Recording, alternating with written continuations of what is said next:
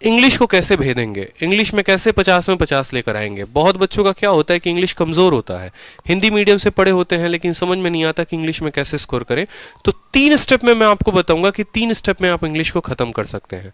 ये 3 स्टेप अगर आप मान लेते हैं तो इंग्लिश की समस्या का समाधान है, ठीक है। इनको अवॉइड मत करना।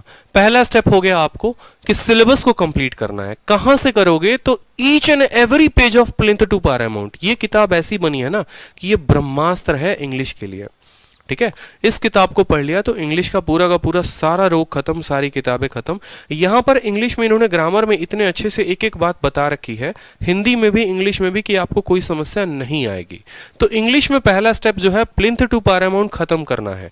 कैसे, उसके साथ सेकंड स्टेप को मर्ज करेंगे वो देखो। जैसे आपने यहां पर नाउन पढ़ा, नाउन आपने खुद से पढ़ा, अब नाउन पढ़ने के बाद उसके क्वेश्चन लगाओ उस किताब से, और दूसरा मिरर ऑफ कॉमन एरर की किताब से।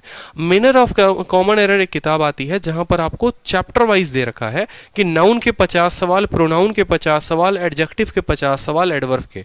तो मैंने जो पढ़ाई किया था वो मैंने ऐसे ही किया था कि पहले मैं इनकी किताब पढ़ता था, ग्रामर के सारे पॉइंट्स लिखता था कॉपी में, और उसके बाद जो है मैंने यहां पर मिरर ऑफ कॉमन एरर से क्वेश्चन लगाए।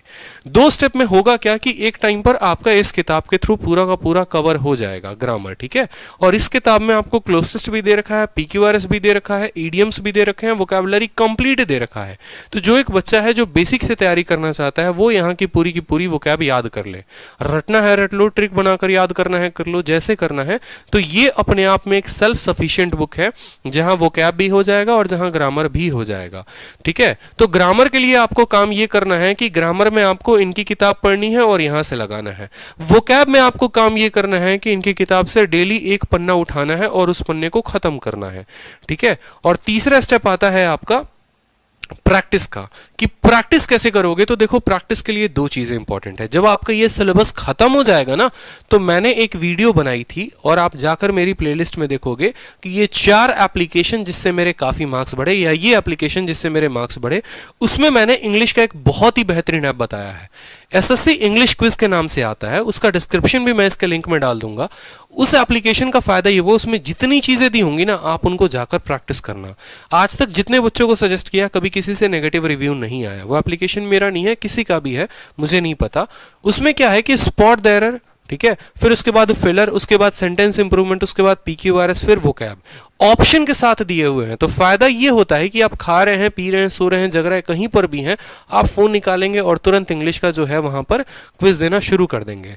तो आपको 4 ऑप्शंस के साथ मिलेंगे। तो एग्जाम में जो फियर होता है, यहां पर वोकैब याद करते हो, वहां जाते हो 4 ऑप्शन के साथ मिल जाता है, वहां कंफ्यूजन पड़ जाता है कि कौन सा सही है कौन सा गलत है। तो जो एप्लीकेशन है, उस एप्लीकेशन से अभी से क्विज की आदत डाल लोगे तो इंग्लिश में एक वक्त आएगा कि 45, 42.5, 45, 42.5 इतना स्कोर अच्छा बनना शुरू हो जाएगा अभी से ही, ठीक है। तो आप इस ऐप की मदद ले सकते हो। जिनको मोबाइल में ऐप चलाना नहीं आता वो किरण की किताब भी खत्म कर सकते हैं, ठीक है। ठीक है, खुश रहिए, मस्त रहिए, ध्यान रखिए, कमेंट में अपना प्यार जरूर व्यक्त करिए और वीडियो को लाइक करिए। धन्यवाद।